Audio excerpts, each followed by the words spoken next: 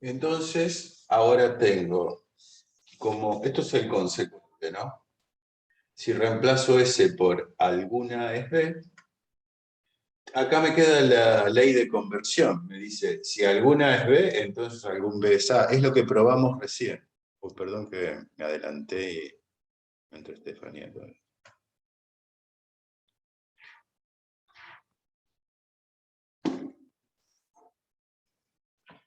Bueno, hasta ahí está. Entonces, descargo el consecuente, ¿no?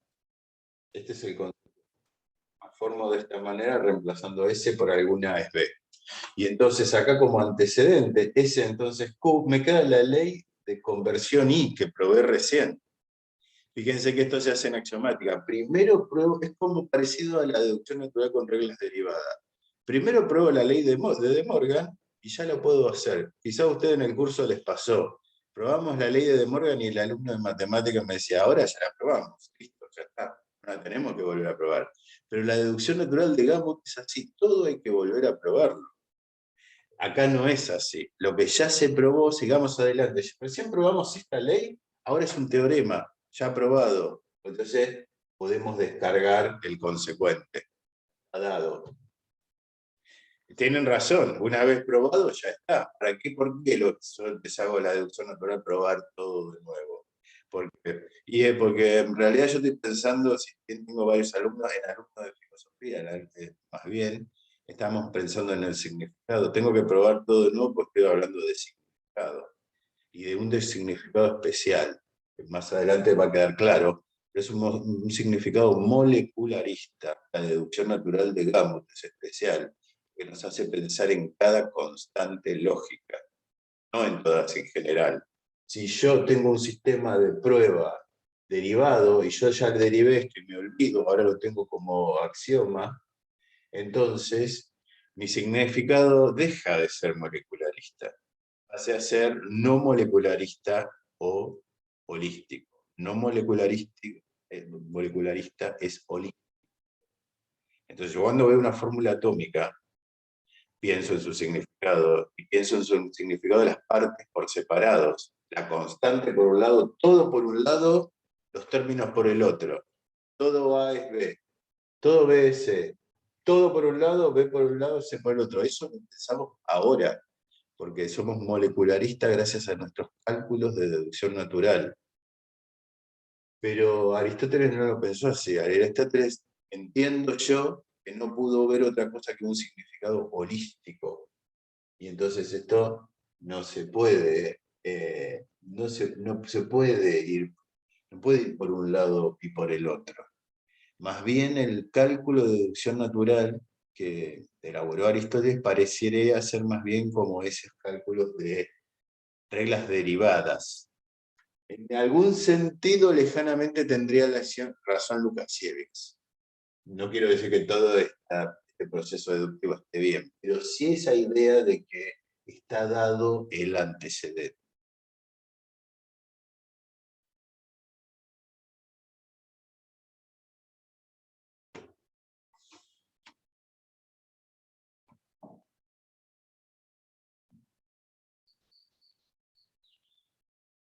Bueno, lo raro, repito esto, pero lo voy a repetir más adelante porque ahora no queda tan claro, es que estamos probando Darí desde Datici, la primera figura desde la tercera figura. Eso es raro. Pero eso lo va a repetir Smith, por ejemplo, va a ser una prueba de completitud importante en el siglo XX, en realidad reflejaría la problemática ya vista en la antigüedad tardía sobre las pruebas, porque si yo quiero probar Darí de otra forma, Aristóteles lo hizo, tengo que recurrir a la reducción al absurdo. Entonces, sí, puedo probar Darí, pero de una manera que no es directa. Y eso es reducción al absurdo, de una manera indirecta. Ahora, si de alguna manera quiero evitar la manera indirecta, porque parece que la manera indirecta no es tan buena, y quiero una manera directa, eso lo dijo el mismo Aristóteles, entonces ya no puedo recurrir más a la primera figura. tengo que ir a la tercera. Y eso parece que fue el que primero lo vio fue Alejandro. Y eso lo hizo en el siglo XX, no lo conservamos. La obra de Alejandro solo se conserva algo, el comentario a primeros analíticos alfa. Y eso lo hizo Smith en el siglo XX. Vamos a ver, pueden leer el artículo, pero yo lo tengo resumido, traducido, así que vamos a ver eso. Y ustedes si quieren después pueden ver el artículo.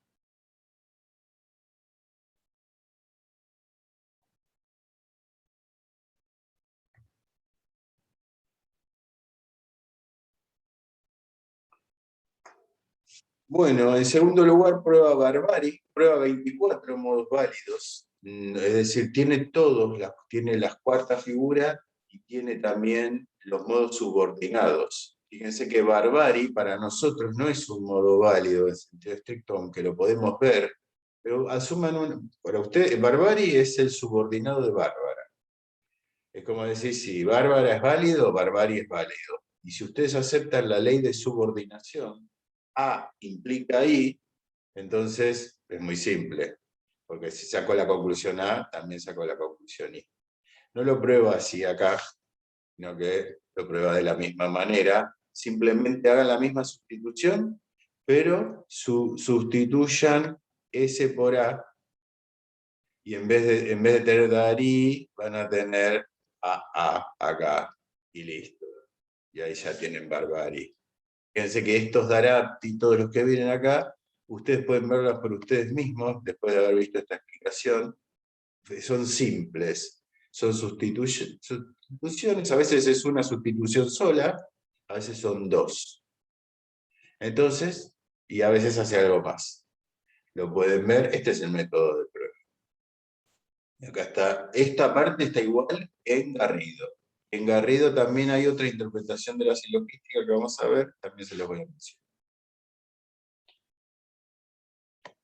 Bueno, esto es nada más de ejemplo, lo vamos a tomar porque no vamos a trabajar con la axiomática, dado que, insisto, estos son los positivos, vienen los negativos. Insisto con que esto tiene muchas críticas, y no es que yo diga que está mal, yo al contrario digo que le reconozco más de lo que se les reconoce, y que en un futuro a esta obra se le va a reconocer más y se va a reivindicar esta obra. Recién lo están haciendo algunos, pero con el método de contraejemplos. Que ahora lo vamos a ver eso. Entonces, no es para descartarla, no es para que la vamos a usar en este curso, aunque algunas cosas sí, pero sino que vamos a ir a otra interpretación, que es la más actual y con la que estoy trabajando ya, que lo que les quiero presentar esencialmente en este curso, que es mi descubrimiento, está en el marco teórico de otro sistema de deducción, que no es este, aunque este lo vemos como introducción y parcialmente vamos a usar parte de esto. Modos negativos, siguen.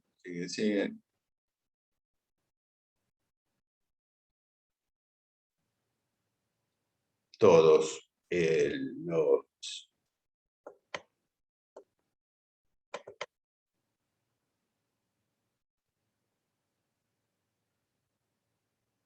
Ahí lo dice él, que no uso Bárbara. Él dice no use Bárbara y bueno, ¿y qué va a hacer? Y bueno, no pasa nada, decimos, pero no hay adecuación al texto, no hay adecuación histórica, no tiene nada de malo, que esto no es historia de la lógica, lo dice al principio Lukasiewicz. No se quiere adecuar al texto, quiere hacer el sistema está bien, es correcto, y coincide con el texto parcialmente.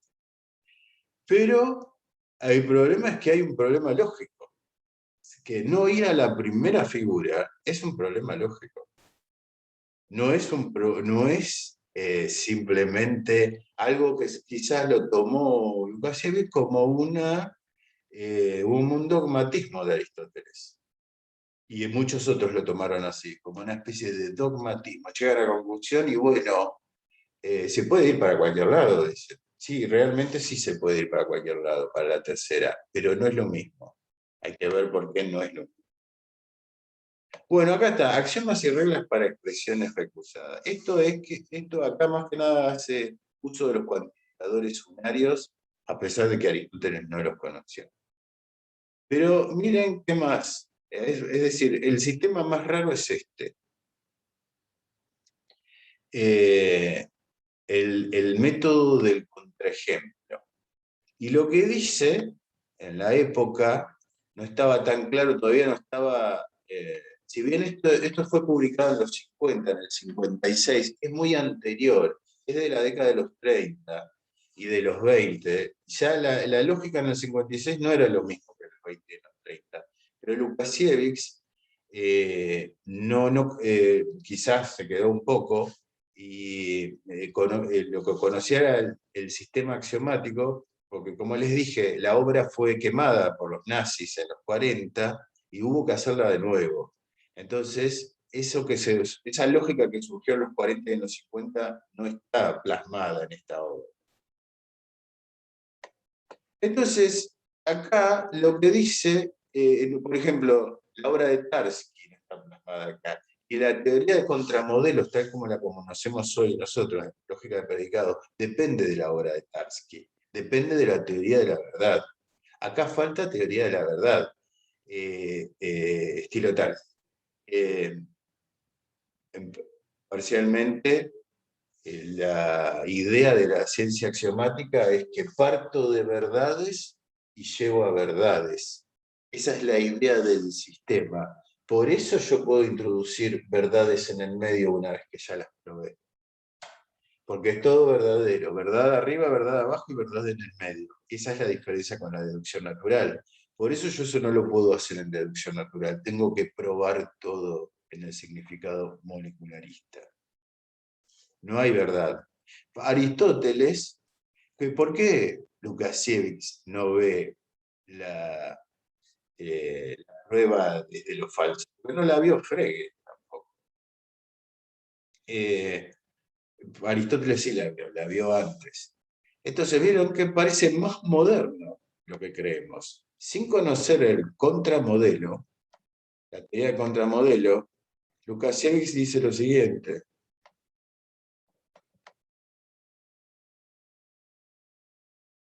Leo acá. Aristóteles recusa muchas formas silogísticas inválidas por medios de ejemplos con términos concretos. Este es el único punto en donde no podemos seguirlo, pues no podemos introducir en la lógica términos concretos tales como hombre o animal. Algunas formas deben ser recusadas axiomáticamente.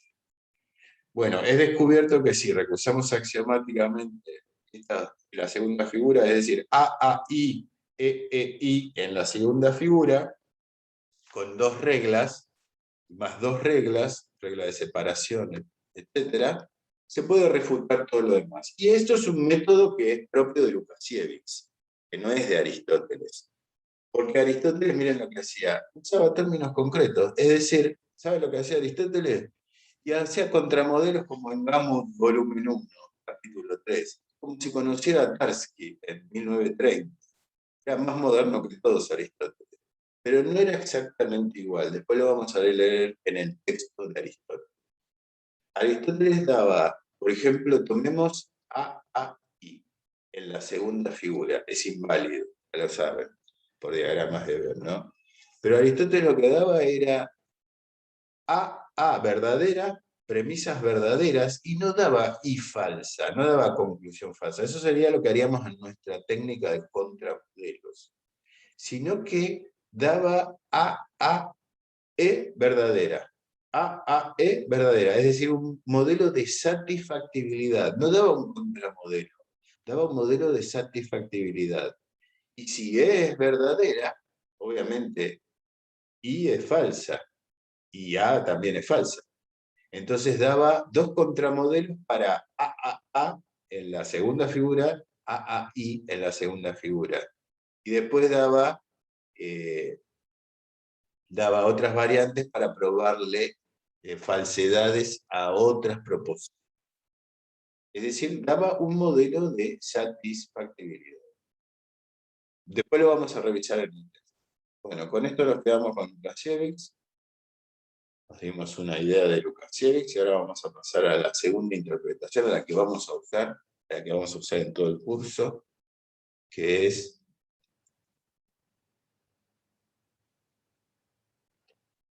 la deductivista, la interpretación deductivista.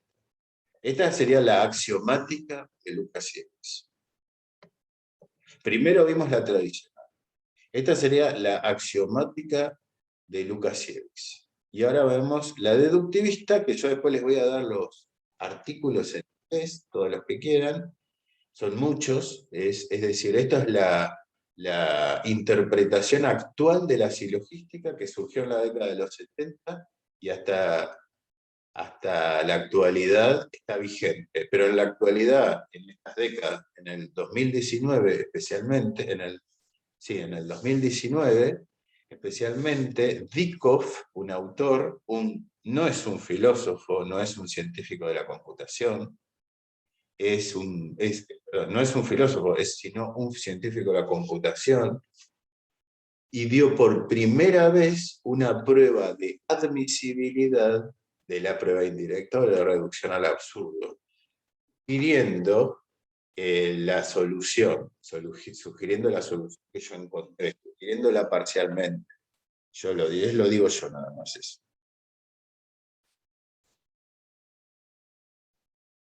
Esto, para empezar, la deducción deductivista, la versión deductivista es el... Esperen.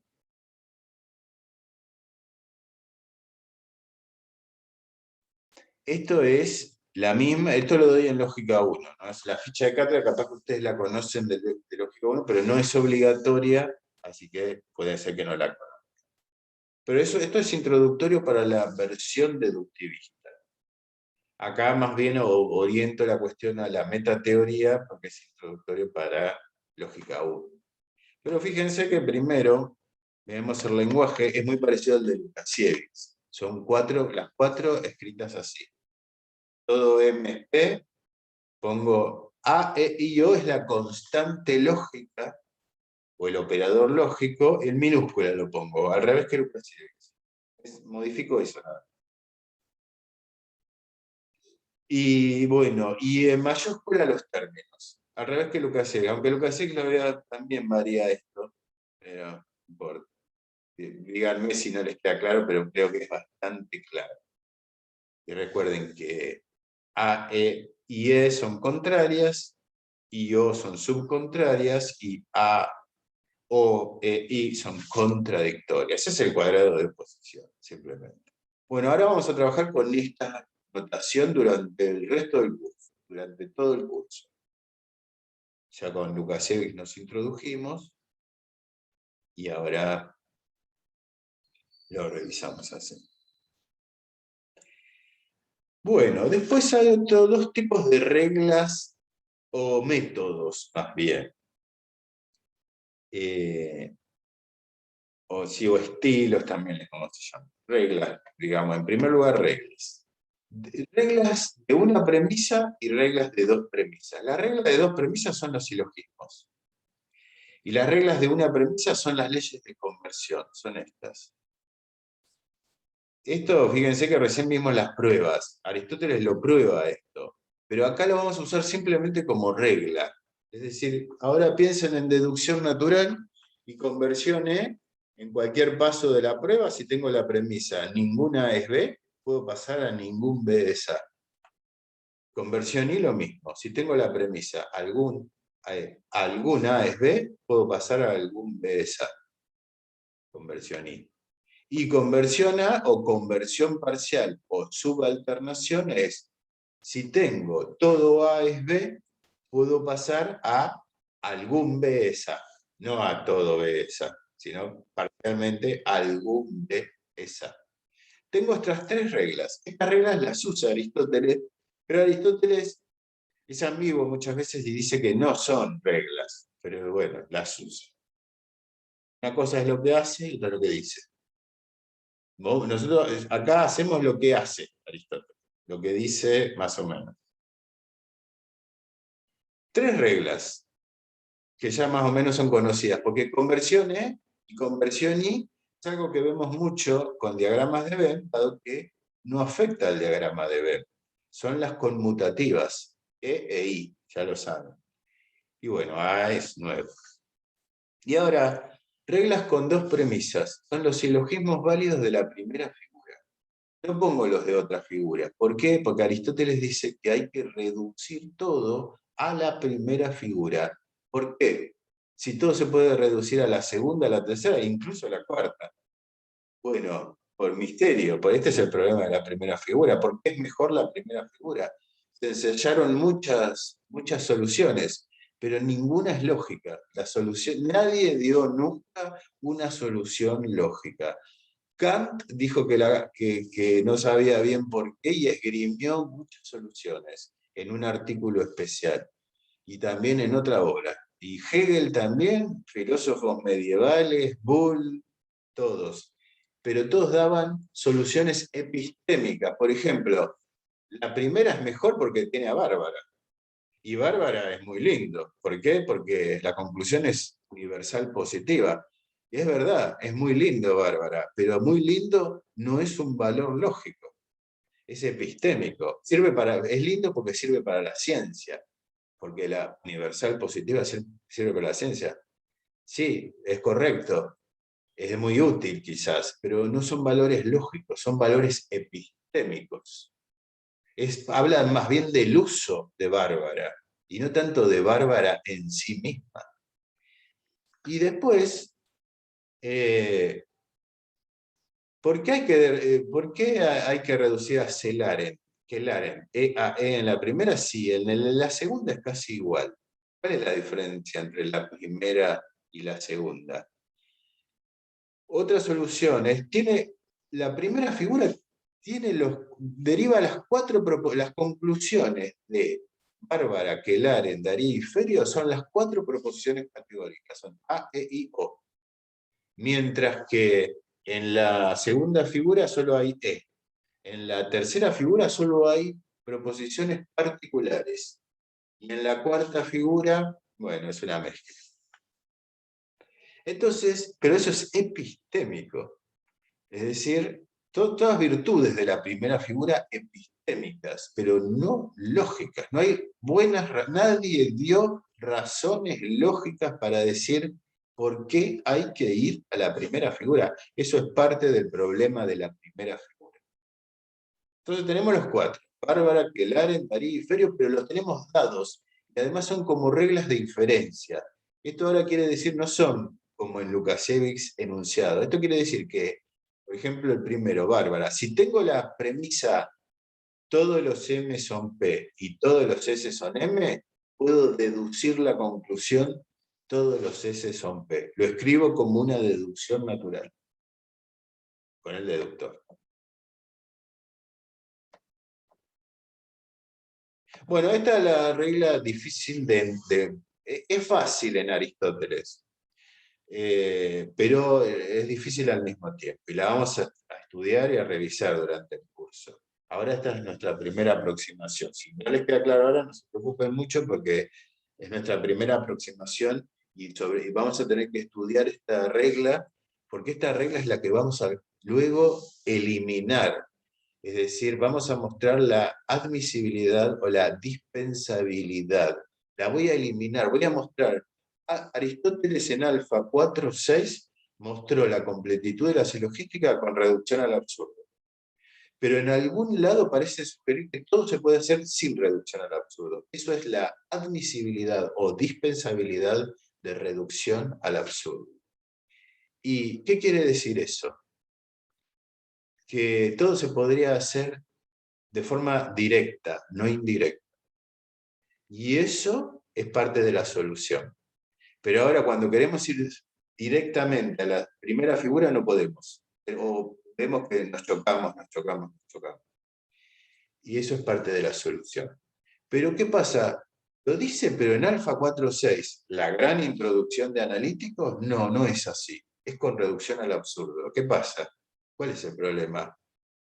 Bueno, no sé, pero una hipótesis que en años puede llegar a surgir yo ahora recién la tengo, recién la estoy pensando, es que Alfa 4.6 no sea aristotélico, sea una especial introducción, una especial mano del editor de Teofrasto, de Eudemo de Rodas, especialmente con el objetivo especial de obliterar la cuarta figura.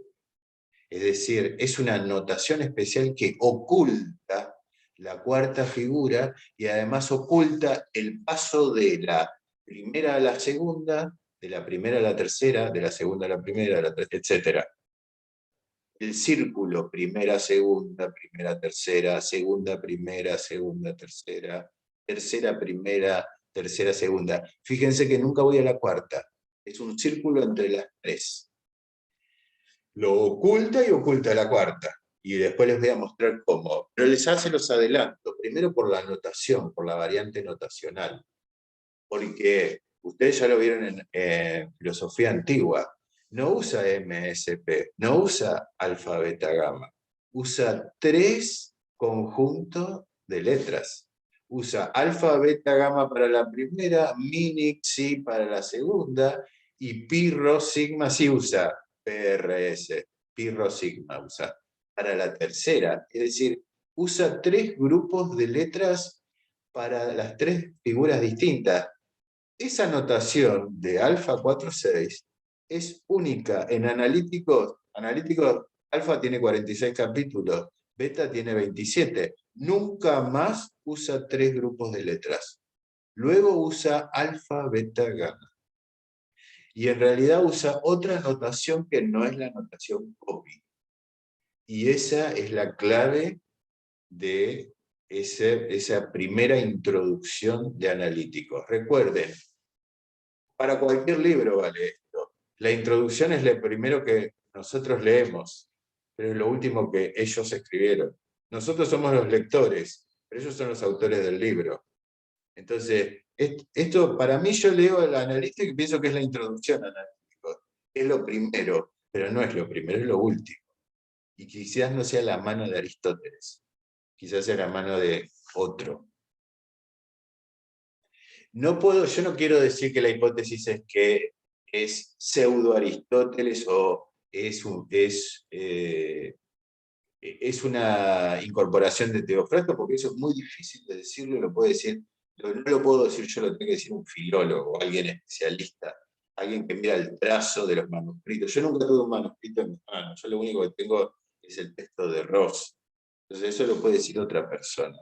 Ahí habría, yo lo que adelanto es simplemente por la variante notacional. En primer lugar, ese es el descubrimiento. Variantes notacionales.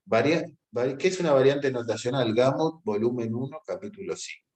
Es ¿cómo clasificamos sistemas lógicos? Podemos decir extensiones, desviaciones o variaciones. La desviación es un verdadero sistema lógico distinto. Por ejemplo, la lógica clásica y la no clásica. La extensión es la lógica de predicados con respecto a la proposicional. Le agrego los cuantificadores. Y agrando la lógica, pero esencialmente es la misma lógica. Y la variación es que tengo 2 lógicas iguales, pero anotadas distintas. Por ejemplo, notación polaca versus esta notación. Es lo mismo, pero tiene una variante notacional. Bueno, el primer paso que vamos a dar a ver el descubrimiento son variantes notacionales. Uno es la notación copy. La notación copy es rarísima en analíticos primero, solo está en un capítulo, en alfa 23. Dice, ya es algo raro.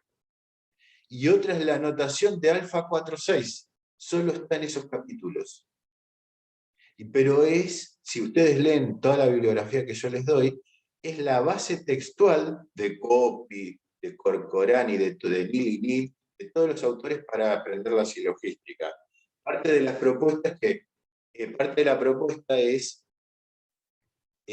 ahora un punto de un alumno que hoy no está presente, es tener otra base textual, que es analíticos primero beta, el que no lee nadie. ¿Por qué?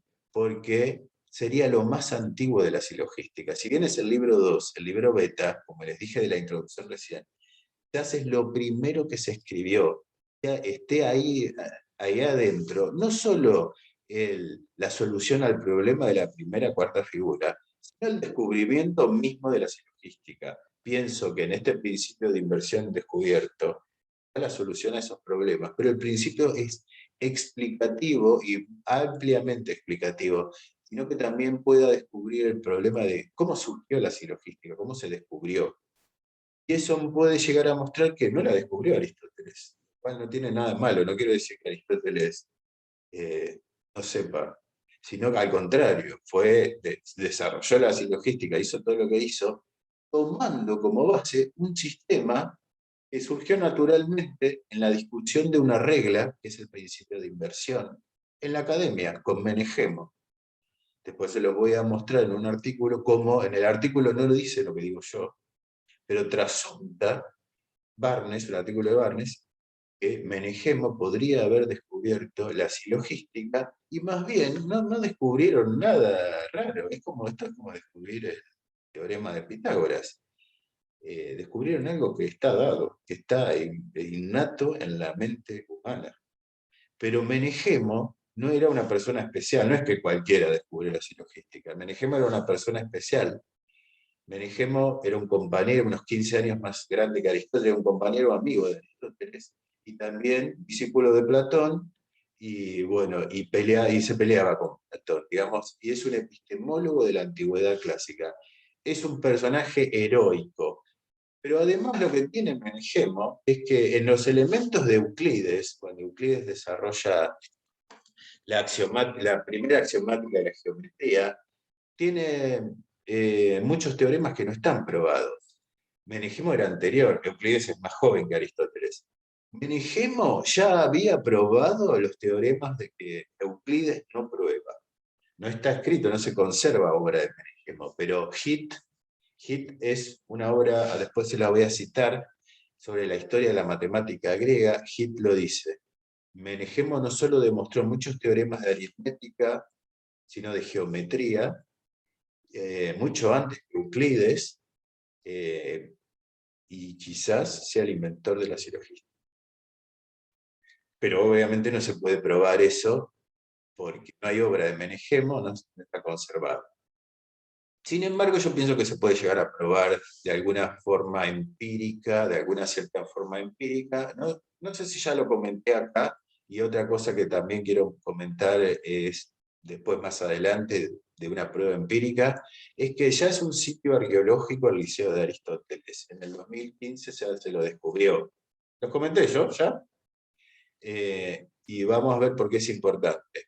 Hay muchos textos que se llama, hay uno viejo que me acuerdo, no los recuerdo bien, que se llama La Escuela de Aristóteles, y en parte quiere describir cómo en la obra de Aristóteles muchas veces se ve que la obra de Aristóteles son textos apuntes tomados por un alumno quizás, y se ve cómo Aristóteles señala, y quizás un pizarrón, o quizás alguna escultura que tiene.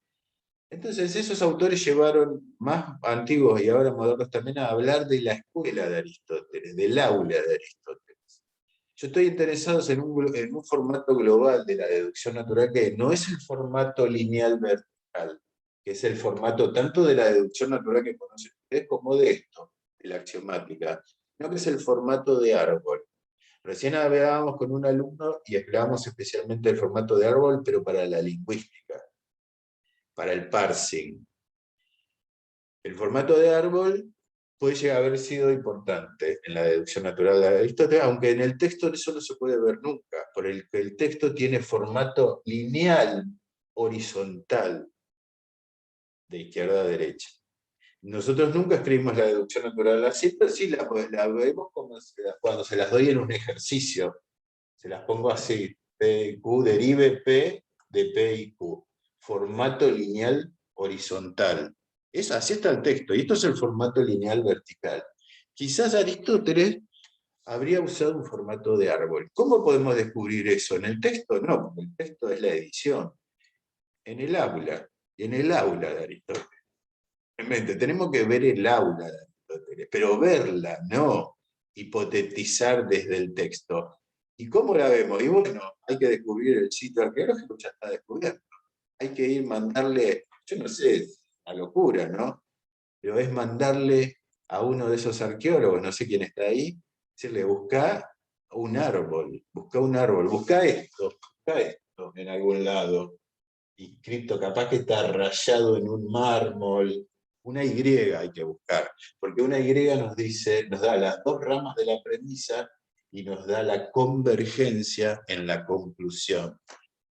Quizás eso sea el mejor formato de la deducción natural. Es el formato global. Fíjense que es algo que pasa desapercibido y ni siquiera lo dijimos en Lógica 1. Nunca hablamos del formato de la deducción natural. Pero la deducción natural tiene distintos formatos.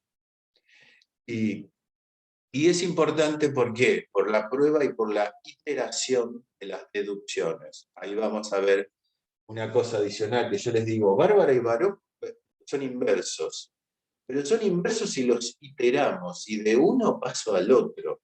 Y eso parece que no estaba tan claro, que eso lo vemos más claro de la lectura de analíticos primeros alfa 25, pero en el libro beta lo podemos ver más claramente. El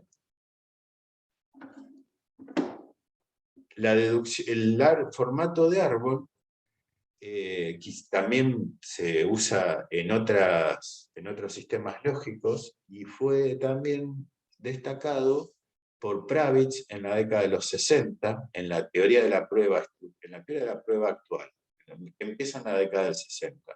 Pero en realidad el primero que lo propone es Gensen, y no es el primero, está basado en una obra anterior que es la de Hertz. Gensen es el famoso, el inventor de la deducción natural, el lógico.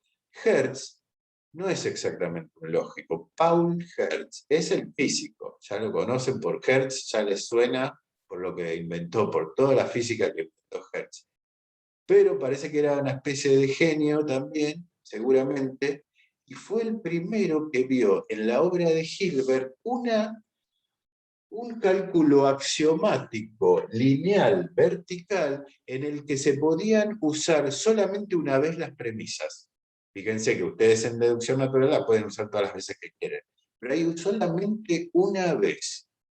Y entonces ahí Hertz dice que esa idea de Hilbert le permite armar una estructura de árbol. Por primera vez en el siglo XX, Hertz introduce la estructura de árbol, Gensen lo toma, y Pravitz en la década de los 60 dice, ese es el formato global más importante, porque no es simplemente un formato para armarse, sino que tiene consecuencias en la prueba.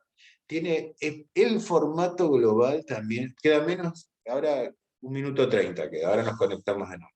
Sino que ese formato global tiene beneficio, digámoslo, entre comillas, en la prueba. ¿Qué hay en la mente humana? Esto es representación. Estoy hablando de representación. ¿Qué hay en la mente humana? ¿Está la prueba? Bueno, el primero que lo propone como una hipótesis es Fodor. Fodor le llama en